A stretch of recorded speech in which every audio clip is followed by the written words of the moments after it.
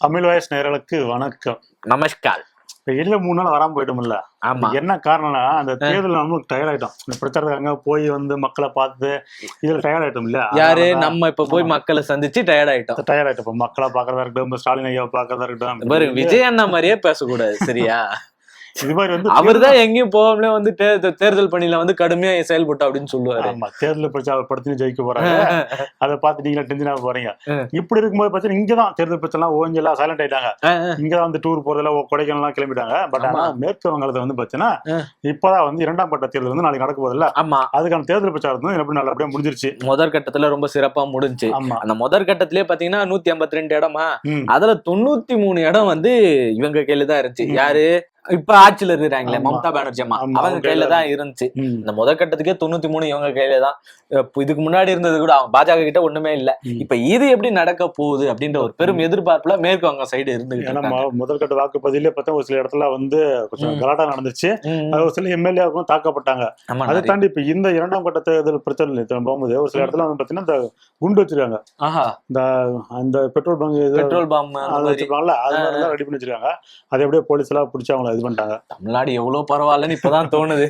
அது மாதிரி எல்லாமே இங்க எப்படியாவது அந்த இடத்த வந்து நம்ம ஆட்சி தக்கிட்டு இப்ப மோடிஜியா இருக்கட்டும், தொடர்ந்து மம்தா பானர்ஜி அந்த கட்சியை சார்ந்த தாக்குறது வந்து நடந்துட்டா இருக்கு. அதை தாண்டி பிரச்சாரத்துல மும்முனா இருக்காங்க. எல்லாம் நடைபயணம் ஆரம்பிச்சிட்டாங்க. நடைபயணம் கிட்டத்தட்ட 10 கிலோமீட்டர் பக்கம் வந்து நடந்து எல்லாம் ஓட்டு. இங்க எப்படி அவங்க டீ போடுறதெல்லாம் ஓட்டு வாங்குறாங்களா, வச்சு கொடுக்கறது, டீ போடுறது, பரோட்டா மாவு பிசைறது, அதே மாதிரி அங்கேயே போய் காய்கறி வாங்குறது அப்படின்னு அப்படியே வாக்கு சேகரிச்சாங்க. எல்லாம் முடிச்சுட்டு இப்ப நாளைக்கு வந்து 2ஆம் கட்ட தேர்தல் வந்து அங்க நடக்க போகுது வாக்குப்பதிவு. 2ஆம் கட்ட தேர்தல் நடக்கும். அது திரும்பவும் அந்த மாதிரிதான் பிடிக்கிறாங்களா, அவ்வளவு ஸ்ட்ராங்கான ஒரு ஆள் அவங்க இருந்துகிட்டு இருக்காங்க. இல்ல RN ரவி அங்க அனுப்புனதுக்கு அப்புறம் அங்க ஏதாச்சும் ஒரு மாற்றம் நடக்குதா, இல்ல RN ரவி கதறாரா அப்படின்றதா அவர் ரிட்டர்ன் தமிழ்நாடுக்கு வரதுக்கு வாய்ப்பு இருக்கு. வாய்ப்பு இருக்கா? வந்து எவ்வளவு மிஸ் பண்ணாங்க தெரியுமா?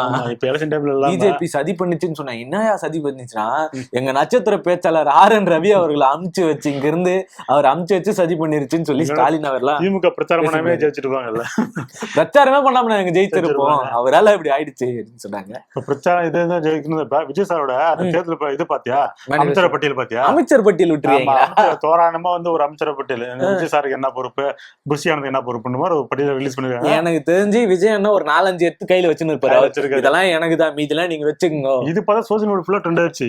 என்னடா ஒன்னும் ஜெயிக்கவே இல்லை, ரிசல்ட் ஆகல, அதுக்குள்ள நீங்களே ஒரு வித்தியாச பட்டியல் மாதிரி ஒரு ரிலீஸ் பண்ணிட்டீங்களே அப்படின்னு எல்லாரும் வச்சு செய்ய ஆரம்பிச்சுட்டாங்க. எங்களுடைய நம்பிக்கையை பாருங்க. தர்பூசணி ஸ்டார் இருக்காருல்ல, அவருக்கு இருக்கிற நம்பிக்கை எங்க அண்ணன் விஜய்க்கு இருக்குது அப்படின்றாங்களா? ஆமா, அவரு வந்து சினிமால வந்து ஜெயிச்சிருவோம் அப்படின்ற ஒரு நம்பிக்கை இருக்குது. சினிமால எப்படி தர்பூசணி ஸ்டாரோ தண்ணி போலமோ அந்த மாதிரிதான் அண்ணன் விஜய் அவர்கள் அரசியல்ல. இதை தாண்டி என்னன்னா ஒரு சில சைட்ல போனீங்க வச்சு எல்லாம் போஸ்ட் அடிச்சு ஓட்டே ஆரம்பிச்சிட்டாங்க. இந்த மாதிரி வந்து விஜய் சார் வந்து இத்தனை வெற்றிக்கு வாக்களிச்சதுக்கு நன்றி அப்படின்னு போட்டு இன்னொரு 20,000 வாக்கு வித்தியாசத்துல வந்து வெற்றி பெற்றார் அப்படின்ற மாதிரி எல்லாம் போஸ்ட் அடிக்க ஆரம்பிச்சிட்டாங்க. இவனுங்க தொல்லை தாங்க முடிய மாட்டேங்குது. இவனும் முடிவு பண்ணிட்டாங்க, ஓகே நாங்க வந்து லீடிங் வரப்போம், அவங்கள முடிவு பண்ணி போஸ்ட் அடிச்சு எல்லாம் நன்றி சொல்லிட்டாங்க மக்களுக்கு.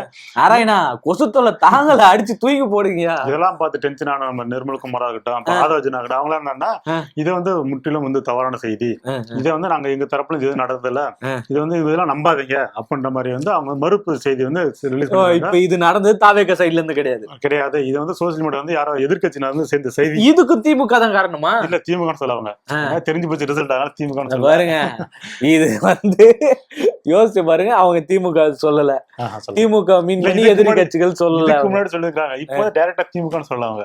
இதை வந்து வதந்தியை வந்து யாரும் நம்பாதீங்க அப்படின்ற மாதிரி சொல்லிட்டு போற போக்குல என்னன்னா, இப்ப விஜய் சார் வந்து இப்ப மே 4ஆம் தேதி வந்து ரிசல்ட் வந்த உடனே ஆஸ்திரேலியா போற மாதிரி வந்து ஒரு தகவல் வெளியா அடிபடுச்சுல்ல, அதை வந்து மென்ஷன் பண்ணி கேட்டாங்க, இந்த மாதிரி விஜய் சார் அங்க போறாரு ஆஸ்திரேலியா. அப்போ வந்து அவர் என்ன சொல்றாங்கன்னா, நாங்க வந்து ஸ்டாலின் ஐயா மாதிரி வந்து நாங்க ஒண்ணு கொடைக்கானல் போல, இதெல்லாம் வந்து பொய்யான செய்தி, இதுல யாரும் நம்பாதீங்க அப்படின்ற மாதிரி சொல்லிட்டாரு. ஐயா 5 வருஷமா ஏதோ ஒரு பணியில இருந்துட்டு முழுசா நிறைவா செஞ்சாரோ இல்லையோ, இல்ல சதி வேலைகள் செஞ்சாரோ, ஊழல் பண்ணாரு, ஏதோ ஒண்ணு 5 வருஷமா இருந்துட்டு தேர்தலுக்கும் இந்த ரிசல்ட்டுக்குமான அந்த சின்ன கேப் இருக்குல்ல, அதுதான் மொத்த அரசியல்வாதிகளும் ரெஸ்ட் எடுக்கிற ஒரு கேப். ரெண்டாவது இப்ப வந்து நீ எதுவும் பண்ண முடியாது.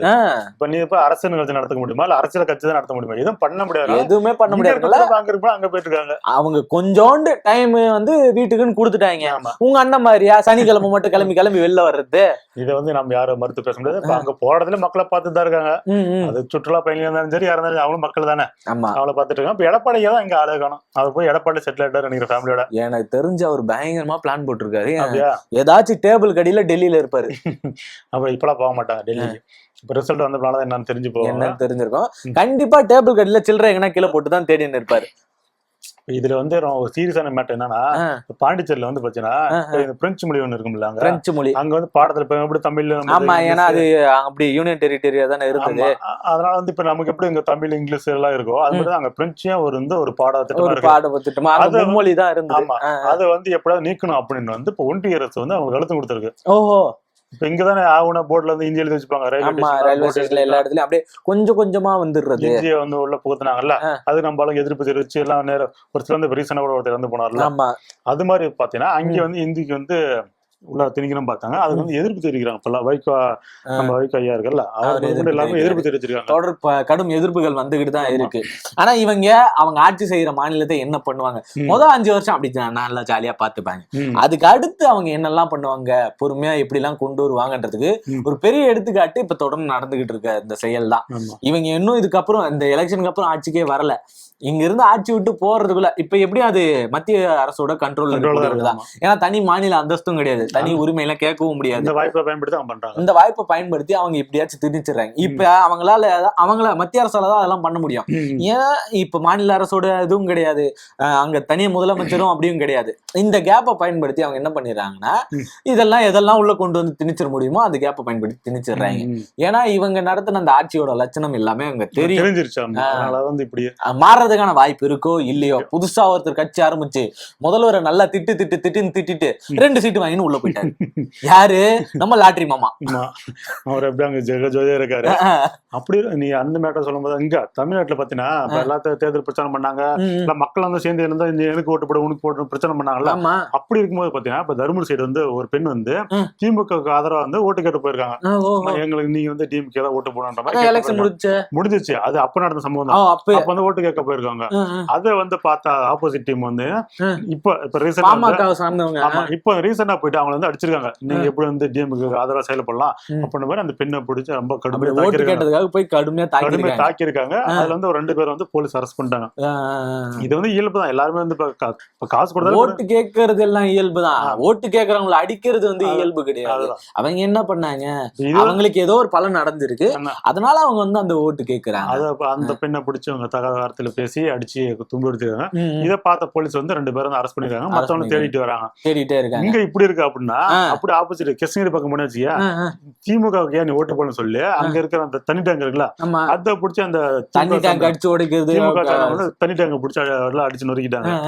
இது எங்க ஆட்சியில கட்டினதா தண்ணி டேங்க் தானே, நீ திமுக ஓட்டு போட மாட்டேன்னு சொல்லி அடிச்சு வச்சுட்டுக்கிறாங்க. எப்பாடே இங்க திமுக ஓட்டு கேட்டதுக்கு இவனை போட்டு வச்சுட்டாங்க. நீயா திமுக ஓட்டு போடணும்னு சொல்லி அவனை போட்டு வச்சுட்டாங்க. இவனுங்களை என்ன சொல்றதுனே ஒண்ணும் புரியல. ஓட்டு போட்டாலும் குத்தம், ஓட்டு போடலனாலும் குத்தம். இவங்களே முடிவு பண்ணிட்டாங்க, ஓகே நீ வந்து இந்த ஊருக்காரலாம் நமக்கு ஓட்டு போட்டுக்க மாட்டாங்க அப்படி ரிசல்ட் பண்ணி இவங்களே கணிச்சிட்டாங்க. தெரியுது, தெரிஞ்சு இவங்கள போய் அந்த. ஆனா நீங்க ரெண்டுமே பாருங்க, திமுகவுக்கு எதிர்ப்பு அலையாதான் இருக்கு. ஆமா, இந்த பக்கம் ஏன் திமுகவுக்கு ஓட்டு கேட்டேன்னு சொல்லி அடிச்சிருக்காங்க, ஏன் திமுகவுக்கு ஓட்டு போடலன்னு சொல்லி தண்ணி டேங்க்ல அடிச்சு உடைக்கிறது, பொது சொத்தை வந்து நாசப்படுத்துறதுன்றது நடந்திருக்கு. இது ரெண்டுமே திமுக ஒரு எதிர்ப்பு அலைன்றது இந்த இடத்துல சரியா நடந்துருக்கு. வன்முறை மாறி இருக்குல்ல, வன்முறையை வந்து எப்பவுமே எதிர்க்கக்கூடிய ஒன்னாதான். ஆனா திமுகக்கான எதிர்ப்பு அலைன்றது இங்க ஸ்ட்ராங்கா கட்டமைச்சிருக்கிறது. பொதுமக்களை வந்து அது பாதிப்பது இல்ல. தண்ணி டேங்க் அடிக்கிறதா இருக்கட்டும், ஒரு பெண்ணை வந்து தாக்குறதா இருக்கட்டும், இது வந்து மிகவும் வன்மையாக கண்டிக்க வேண்டிய ஒரு செயல் தான். இது எல்லாமே இப்படியான செயல்கள் நடந்துக்கூடாது. உங்க எதிர்ப்பை எங்க காட்டியிருக்கணும்னா இந்த விரல்ல மை வைக்கும் போது நீங்க காட்டியிருக்கணும். அது நியாயமான ஒண்ணு. ஓட்டு கேட்க வரதான் செய்வாங்க, ஓட்டு அவங்க கஷ்டம் ஓட்டு போடதான் செய்வாங்க. நீ ஏன் எனக்கு ஓட்டு போடலன்னு கேட்க கூடாது, நீ ஏன் ஓட்டு கேட்டு வந்தனும் கேட்க கூடாது. உனக்கான ஆயுதம் இந்த ஒரு விரல்ல வைக்கிற அந்த மை தான். தண்ணி டேங்க் அடிச்சவங்க நாளைக்கு வீடு தூங்க அடிக்க மாட்டாங்களா என்ன, ஏன் எனக்கு ஓட்டு போடணும் அடிக்க மாட்டாங்களா, நாளைக்கு செஞ்சாலும் செய்வானுங்க. கண்டனத்துக்குரிய செய்யல. சரி, இப்ப இருக்கும்போது ஒரு ஜாலியான ஒரு மேட்டர் என்னன்னா, இப்ப இந்த கரை படம் இருக்குல்ல, ஜாலியான விஷயமா இந்த கரை மேட்டர் நானும் கேள்விப்பட்டேன். அவர் பாவம் ஏதோ ஒரு படம் எடுத்து கொஞ்ச நாள் கழிச்சு கொஞ்சம் டிலேவா தான் வருது. ரொம்ப நாள் கழிச்சு ஒரு தனுஷ் படம் வருதுன்னா அது இது சொல்லலாம். பெரும் வெயிட்டிங்ல இருக்காங்க. ஒரு நல்ல படம், வெற்றி படமா எப்படி அமையும், அதுவும் தேவர் மகன் ரெஃபரன்ஸ் எல்லாம் வேற வச்சு வந்திருக்கு. சொல்றீங்க படம் தான் பார்ப்போம். அந்த படத்துக்கு வந்து அந்த படத்து மேல வந்து கேஸ் போட்டுருக்காங்க. இந்த டைட்டில் வந்து எங்களுக்கு தான் சொந்தம் அப்படின்னு கோவை சேர்ந்த ஒரு தயாரிப்பினர் வந்து கேஸ் போட்டுருக்காங்க. சென்னை கோர்ட்ல இருந்து கேஸ் போட்டுருக்காங்க. இது வந்து நாங்க நாங்க 3 வருஷத்துக்கு முன்னாடி வந்து ரெஜிஸ்டர் பண்ணிட்டோம், தயாரிப்பு சங்கத்துக்கு சொல்லிட்டோம், பட் எந்த நடவடிக்கை எடுக்கல, நீங்க கொஞ்சம் பாருங்க அப்படின்ற மாதிரி கேஸ போட்டாங்க. அது வந்து கரை, இது வந்து கரை. ஓ, அது கரா, இது கரை, அந்த மாதிரி கேஸ போட்டுருங்க. அது இப்ப தமிழ்ல போட்டா அது பக்கத்துல துணைக்கால் போடணும், போடல. இங்கிலீஷ்ல போட்டதுல என்ன ஆயிடுச்சுன்னா ரெண்டுக்குமே கேஏ ஆரியே தான். ஆமா, அதுலதான் சிக்கலாயி போய் இவங்க முழிச்சுக்கிட்டு கேஸா போட்டாங்க. அவங்க என்ன பண்ணிருக்கணும், 3 வருஷத்துக்கு முன்னாடியே கேஏ ஆரியே போட்டாங்கல்ல, கூட இன்னொரு ஏ போட்டிருந்தாங்கன்னா முடிஞ்சிருக்கும். இல்ல இவங்களால ஒண்ணும் பண்ண முடியாது, பேருக்குதான் சண்டை போடுறாங்க. இப்ப இதுக்கு மேல கதை திருட்டு நடந்துச்சு, இப்ப வந்து பேர் திருட்டு நடந்துச்சு. டைட்டில் அவ்வளவு முக்கியமான ஒண்ணு இல்ல. அப்படின்னா இவங்க பொதுவா ஒரு இடத்த வந்து ஆக்குபைஸ் பண்ணிங்க, ஓகே இங்க வந்து எல்லாரும் ரெஜிஸ்டர் பண்ணுங்க, உன் பேருக்குதா நீ கிளம்பிட்டு சொல்லிருக்காங்க, எப்படி சண்டை போட்டுறாங்கன்னு தெரியல. ஏன் தெரியல. இத வந்து சொல்லிருக்காங்க, சொன்ன இடத்துல இதை கண்டுக்காமலே விட்டுருக்காங்க அப்படின்னு சொல்லலாம். இன்னொரு பக்கம் தனுஷ் இந்த மாதிரியான படங்கள் வந்து மிகப்பெரிய வெற்றியை கொடுத்த படம், சமூகம் சார்ந்த எந்த படங்கள் கொடுக்குறாரோ அது கண்டிப்பா போய் மக்கள் கிட்ட வெற்றியா போய் சேர்ந்து. அப்ப சொன்ன மாதிரி கர்ணன், அசுரன் எல்லாமே நல்லா பேசக்கூடிய ஒரு படமா இருந்துச்சு. அப்படியான ஒரு படமா இந்த கரையும் அமையும், அது இந்த மக்களுக்கான ஒரு வாழ்வியலா சேர்த்து. அவர் டைரக்டர் நல்ல டைரக்டர் தான், போர்த்தொழில் டைரக்டர், அவரும் நல்ல ஒரு படம் எடுத்தவர் தான், அவரும் நல்ல நாலேஜ் உள்ள ஒரு பர்சன் தான். அப்புறமா இந்த படமா நல்ல ஒரு எதிர்பார்ப்பு தான் இருக்கு. அந்த வெற்றிக்கான ஒரு இன்னொரு மறுபக்கமா இந்த படம் இருக்கு அப்படின்னு தெரியல. இருக்கும்போது பாத்தீங்கன்னா கருப்பு படம் இருக்குல்ல, அதுக்கு ஆடியோ லான்ச் மதுரை நடந்துச்சு. ஏன்டா மதுரை நடத்துனீங்க அப்படின்னு கேட்கும்போது என்ன சொன்னாச்சு, கருப்பு சாமி இருக்காருல்ல, இந்த இவரை சுத்தி தான் அந்த படம் ஃபுல்லா நடந்துட்டு இருக்கு. கருப்பு சாமிக்கு வந்து ஆமா மதுரை வந்து கொஞ்சம் பேச இருக்கனால நாங்க மதுரைக்கு போயிட்டோம், அந்த கதைகள் வந்து அங்கதான் நடந்திருக்கு, அதனால அங்க போயிட்டோம் அப்படின்ற மாதிரி சொன்னாங்க.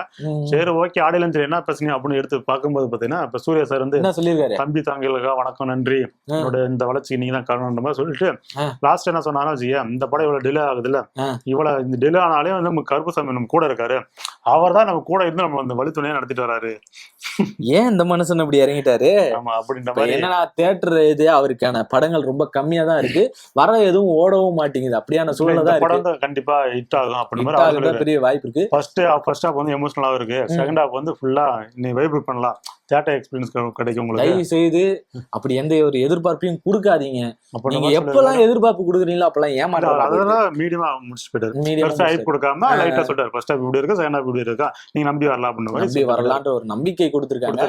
இந்த நம்பிக்கைக்கு பாத்திரமா ஆர்ஜே பாலாஜி அவர்கள் செஞ்சிருக்காரா, சரியா அந்த கருப்பை குக் பண்ணி வச்சிருக்காரா அப்படின்றத அவர் பேசும்போது என்ன சொன்னாரு, இப்ப த்ரிஷா இருக்கிறது ரொம்ப கஷ்டம், இதுக்கு மேல பாத்தீங்கன்னா ரஜினி சார் இருக்கு ரொம்ப கஷ்டம் சொல்லுவாங்களா, அது மாதிரி அவர் சொல்லிரு த்ரிஷா இருக்கிறது ரொம்ப கஷ்டம் அப்படின்ற மாதிரி சொல்லியிருக்காரு. இது வந்து இப்ப சோஷியல் மீடியா இருக்குது. என்னன்னா இதுக்கு முன்னாடி த்ரிஷா இஷ்யூ போயிட்டு அந்த இஷ்யூ இப்பவும் தொடர்ந்து போயிட்டு இருக்கு. எலெக்ஷன் டைம்ல கொஞ்சம் ஒதுக்கி வச்சிருந்தாங்க. அந்த எலெக்ஷன் ரிசல்ட் வருது இல்ல, மே 4 அது த்ரிஷாவோட பிறந்த நாளா போச்சு. இது பர்த்டே கிஃப்ட் விஜய் சிஎம் அப்படி சொல்லி ஏகப்பட்ட பேர் போட்டுக்கிட்டு இருக்காங்க. சரி, இதெல்லாம் இளவெடுத்து ஒரு வார்த்தையை விட்டு அது சோஷியல் மீடியா பத்திக்கிச்சு, அப்படி இருக்குது மேட்ரு. இப்படியான மேட்டர்கள் தான் தொடர்ந்து நடந்துகிட்டே இருக்கு. இந்த சம்பவங்கள் உங்க மனசை எப்படி பாதிச்சிருக்கு, உங்களுக்கு எப்படி வந்து சேர்ந்துருக்கு, நீங்க இதெல்லாம் பத்தி என்ன நினைக்கிறீங்கன்ற மறக்காம கமெண்ட்ல சொல்லிட்டு போயிடுங்க. நன்றி, வணக்கம். வணக்கம்.